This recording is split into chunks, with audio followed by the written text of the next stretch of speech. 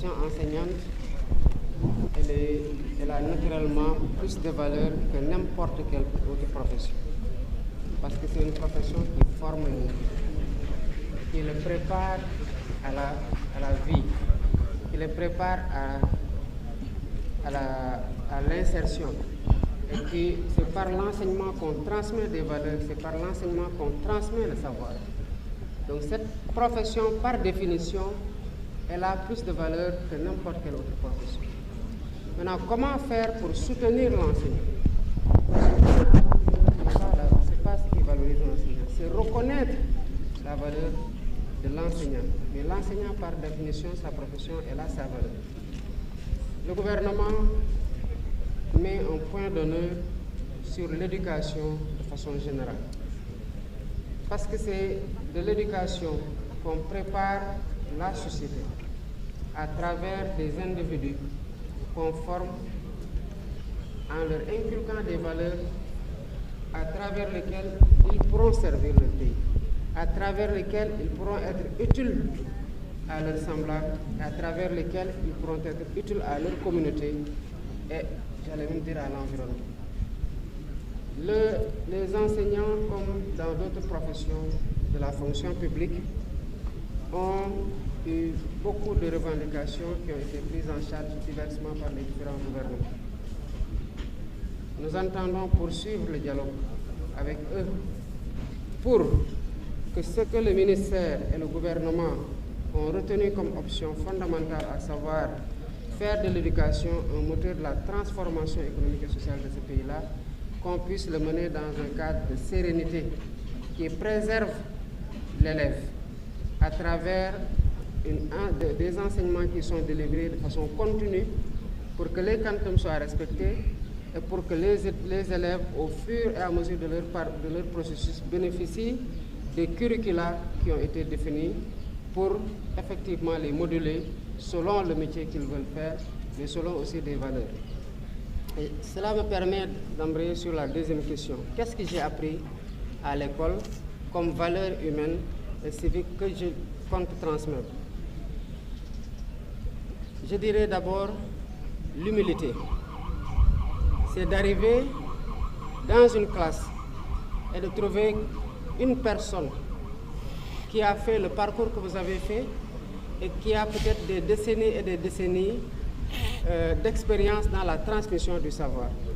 Et vous vous mettez en position de devoir recueillir, de n'avoir presque pas beaucoup de choses, sauf dans le cadre d'interactions, de questions par moments complexes pour les professeurs que vous avez à leur poser, mais en attendant qu'ils vous donnent la réponse qui, en principe, est censée vous satisfaire parce qu'il a le savoir. Quand vous êtes devant quelqu'un qui en sait plus que vous, qui connaît plus que vous, qui a vécu plus que vous et qui est disposé à vous transmettre, j'allais presque dire gratuitement parce que ce métier, ce qu'on reçoit, c'est inestimable, on ne peut pas le payer, évidemment que vous apprenez à être humble. Mais quand vous êtes dans un environnement aussi avec d'autres élèves, vous avez le même QI, vous avez en principe les mêmes prédispositions. Qu'est-ce qui fait la différence? Le travail acharné, la recherche permanente et la compétition saine entre élèves. Pour vous dire que si tel élève a pu exceller dans cette matière-là, ce n'est pas forcément un don naturel. C'est d'abord et avant tout le fruit de son effort, de son sérieux, de son engagement dans ce qu'il est en train de faire. Et c'est la valeur travail. Il y a deux domaines dans lesquels j'ai appris que l'effort ne se perd jamais. C'est le sport. Quand vous faites vraiment du sport, vous voyez les résultats par rapport même à votre physiologie. Le sportif qui s'entraîne le plus progresse plus que celui qui s'entraîne moins. Pourquoi? Parce qu'il fait plus d'efforts à acquérir des aptitudes par rapport à d'autres qui en font moins. L'autre, c'est dans le domaine de l'apprentissage, quel que soit le métier, pas seulement l'éducation, mais même dans les autres métiers. Celui qui y met plus de sérieux, qui y consacre plus de temps et qui est conscient des objectifs qu'il recherche à travers ses efforts permanents plutôt, est celui qui s'érige comme étant le meilleur. Donc, humilité, travail. La troisième question. Si. Venez par là devant. Bonjour, Monsieur le Président. Reculez un peu. L'immigration irrégulière est, comme vous le savez, devenue un fléau dans ce pays. Quels conseils donnez-vous aux élèves pour qu'ils poursuivent leurs études et continuent de croire en eux? Après le drame de Mbour, je crois, de Saint-Louis, il y a un rescapé. Il y a eu plusieurs morts et il y a un rescapé que j'ai suivi qui a 17 ans, qui dit qu'il est encore plus déterminé malgré ce qu'il a vécu, malgré les morts qu'il a vu, à repartir. À 17 ans, il dit pourquoi il prend autant de risques, parce qu'il veut réussir. À 17 ans, on n'a pas encore échoué. À 17 ans, on n'a pas encore échoué, parce qu'on n'est même pas encore majeur. Il faut que dans les familles, dans la société, qu'on valorise autre chose que le matériel.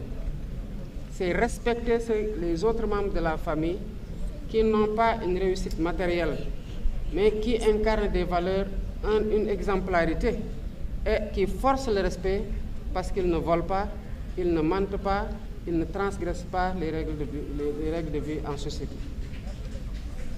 Mais l'immigration semble être aujourd'hui n'être motivée que par la recherche de l'argent. Que par la recherche de l'argent, que par la recherche du bien matériel, que par la recherche du confort, que des choses éphémères. Si une société est bâtie dans le cadre de cette compétition-là, évidemment, toutes les valeurs basculent, y compris la valeur fondamentale, à savoir le respect de la vie humaine. Et ceux qui étudient, ils doivent avoir de la patience et savoir qu'il y a un temps de formatage, d'apprentissage, d'acquisition d'expérience, de recherche du travail, de recherche dans l'auto-emploi, avant de considérer qu'il faut aller dans ce péril de l'immigration clandestine, qui, même en dernier ressort, ne doit pas être une solution. L'autre chose, c'est que les pays-là dans lesquels ils vont, mais il n'y a que des humains qui sont là-bas. Leur pays n'était pas là-bas. S'ils s'étaient enfuis, qu'ils avaient quitté ces pays-là, ils ne les auraient pas bâtis. Ils sont restés, ça a été difficile. Ils ont connu les guerres, ils ont connu la dictature. Ils ont connu la famine, ils ont connu la pauvreté. Mais ils sont restés, ils se sont serrés la ceinture et les coudes. Ils ont travaillé pour changer le visage de leur pays. Nous devons croire qu'ici aussi, c'est à nous de faire la même chose pour bâtir notre pays. Il n'y a pas de miracle. Ce n'est pas des djinns, ce n'est pas des anges. C'est pas le marabout.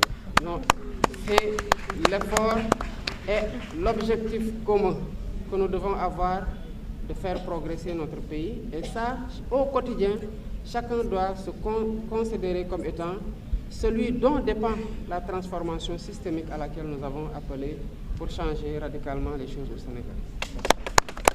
Quatrième question. Poser une question.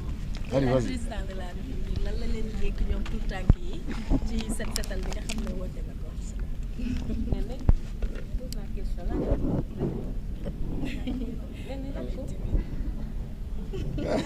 léegi xam nga ngeen def fexe leen rek garab bu ñuy sàmm ngeen di woo mag ñi ne leen arrosé leen garab bi ngeen fexe ba garab bi bu ngeen di màgg garab gi di màgg seen wet. dégg ngeen bu nekkee mango bu ngeen màggee di ngeen mën a weti ci mango yi dégg ngeen. Monsieur le Président, actuellement, on constate que beaucoup d'élèves dans notre pays n'atteignent pas la réussite souhaitée. À cet effet, Son Excellence, que comptez-vous faire pour que la réussite de tous soit à la règle au Sénégal? D'abord, tout commence à l'école. Je me rappelle quand on a eu la maîtrise en droit, on a organisé une fête de sortie de promotion avec un panel qu'un professeur qui s'appelait Roch Niawi à l'université a animé. Et le thème du panel était « Après la maîtrise, quelle perspective ?» Parce que quand on a la maîtrise en droit, on pense qu'on veut dire maître en droit ou maître en sciences juridiques. pour nous, c'était quelque chose d'important parce que c'est dur d'arriver à la maîtrise, évidemment. Et en débutant la conférence, il dit, le thème c'est après la maîtrise, quelle perspective? Mais il n'y a pas de perspective après la maîtrise. Ça nous a touchés. Mais il enchaîne et dit, parce que vous avez beaucoup de savoir, mais vous n'avez encore aucun savoir-faire. Or, dans l'emploi, on vous emploie pour mettre en œuvre un savoir-faire, une compétence pratique.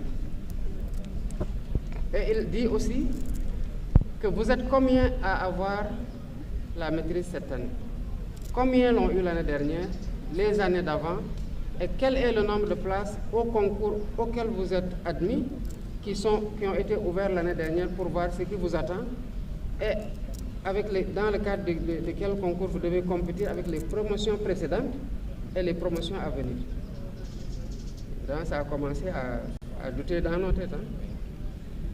Mais il dit, seul le sommet n'est pas encombré.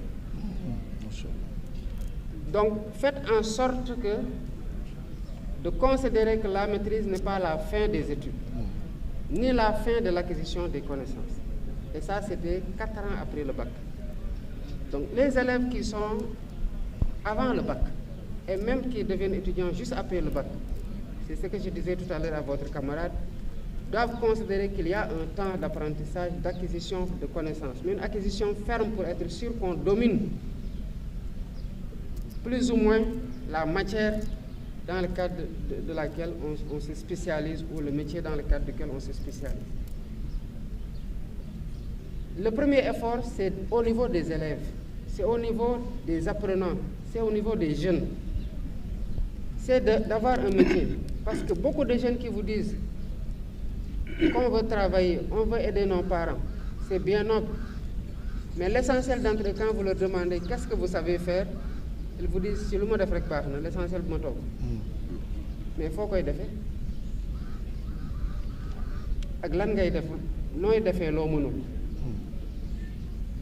Vous comprenez? Le gouvernement est en train de travailler à stabiliser déjà l'éducation nationale au niveau des écoles pour éviter qu'il y ait moins de grèves, pour que les curricula de formation soient dérivés et que l'élève n'ait pas de déperdition dans le cadre du cheminement, jusqu'au moment où il arrive au bac, qu'on soit sûr que le quantum horaire dont il devait bénéficier, il en a bénéficié et qu'il a vu toutes les matières, et à travers la réforme des curricula, réduire le nombre de matières pour aller vers plus de spécialisation, et que le système permette moins de généralisation. Les élèves qui n'ont pas les aptitudes pour la recherche scientifique soient déviés vers des filières de formation professionnelle. Parce que tout le monde n'est pas appelé à être agrégé. Si tout le monde était agrégé, qui bâtirait les maisons et les écoles? Si tout le monde était maçon, qui ferait la plomberie? Si tout le monde était plombier, qui ferait la peinture? Donc un pays a besoin de compétences affirmées dans tous les métiers dont nous avons besoin pour bâtir un pays. Et c'est pour ça que les filières professionnelles sont importantes. Et la formation technique et professionnelle est un point d'honneur pour le gouvernement. Et nous allons y consacrer tous les efforts qu'il faut pour que les jeunes soient déjà bien formés. Parce que régulièrement, les gens cherchent des compétences qui manquent. Parce qu'il y a moins de formation. Donc permettre aux élèves d'étudier correctement, en toute sérénité, leur permettre, en découvrant leur passion, de l'exercer et d'être parmi les meilleurs au monde. Et en ce moment-là, quand des opportunités d'emploi se présenteront et nous y travaillons dans le cadre de l'attrait des investissements, de l'appui au secteur privé, et même à travers les programmes publics qui sont déroulés. Le pays-là est à construire. Nous avons énormément d'infrastructures à rattraper parce qu'il y a un grand retard. Que ces élèves, ces jeunes puissent avoir un métier qu'ils pourront faire, une compétence qu'ils pourront faire valoir auprès des entreprises qui créent les emplois, et d'autres seront absorbés par la fonction publique. Monsieur le Président, c'est le mois national de l'alphabétisation. Il y a un élève qui voulait poser une question en langue nationale. Est-ce que l'élève est là? La dernière question. C'est vous, en langue nationale? C'est le mois national de l'alphabétisation. Vous posez votre question en... Bonjour, Monsieur le Président. Dans un contexte mondial marqué par l'évolution des technologies, ne pensez-vous pas qu'il est temps de moderniser notre éducation? Et pour cela, que comptez-vous faire? L'éducation est en train d'être modernisée à travers l'ouverture de filières, le renforcement de filières qui s'arriment à l'évolution technologique. Si vous avez remarqué récemment, je suis parti à la Silicon Valley. Et quand je suis parti à la Silicon Valley, c'était pour promouvoir un New Deal technologique qui fasse du Sénégal un hub technologique en Afrique de l'Ouest, particulièrement, mais en Afrique de façon plus générale. Parce qu'il faut ouvrir l'éducation aux nouveaux métiers, à savoir la formation au métier de l'intelligence artificielle et au métier numérique. Mais vous avez vu dès cette année, le ministre a ouvert l'enseignement de l'anglais dès le primaire à certaines écoles, ce qui va vers une tendance de généralisation. Toutes ces dispositions qui sont prises, en plus des infrastructures qui doivent être mises dans les normes à travers la construction pour remplacer les abris provisoires et permettre que, à travers une connexion permanente, partout que des gens puissent intervenir à distance, entre dans le cadre de la modernisation de l'éducation.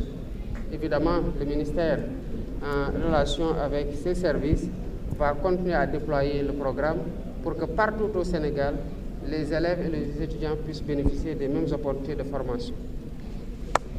La dernière question en CRR, rapidement. Et pourquoi en CRR? Parce que le président est sérieux. Monsieur le Président, Chinyam Simnonga, Wofoyono, Inuenandalna, École de Baftona. Anda à part Chono qui a élève Hengomayo, Imbugu Ando, Harowa Gofi pour Chono Kaga, Ambajo.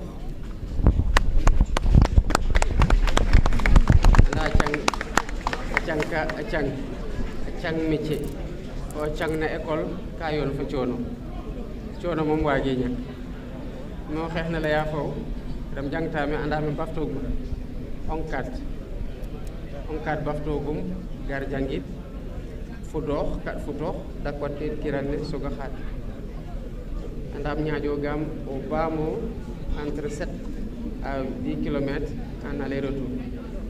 Kon évidemment a jang moom waage ñak yoon fa coono so ɗaanel waagro ɗaan lam matière of jangno wara gara école o ɗaana ye tamit o wara fi ndang pour nan lofga profala leya pour waagna jang o xaadanga wara fi exercice wara évaluer el wara fi composition so o ref xa andoona go jigoonu ko ci elo ten parce que liggeful ro waage ñak yoon fa coono ka jegna moment na andoona ra o sona moment na andoona o fogang xano ñootlox sax ñootroog ro parce que raaga soog ko commencer à liggéey wara xesa après derrière évidemment contrainte la casse d'ordre familiale mbaag ngar ge mbaag na te ref o xa gar na école na waroona jangit o bëgg nga fad na bibliothèque o soɓ bibliothèque na andoona xano waaga jang o bëgg nga accéder na connexion pour fi recherche pas pour ref na réseaux sociaux gëna mais pour fi recherche o waaga jeg connexion na waag na tax fi recherche o bëgg nga tamit examen fada nga waaga fi examen normalement o bëgg nga fi formation la kas waaga fi formation la kas mais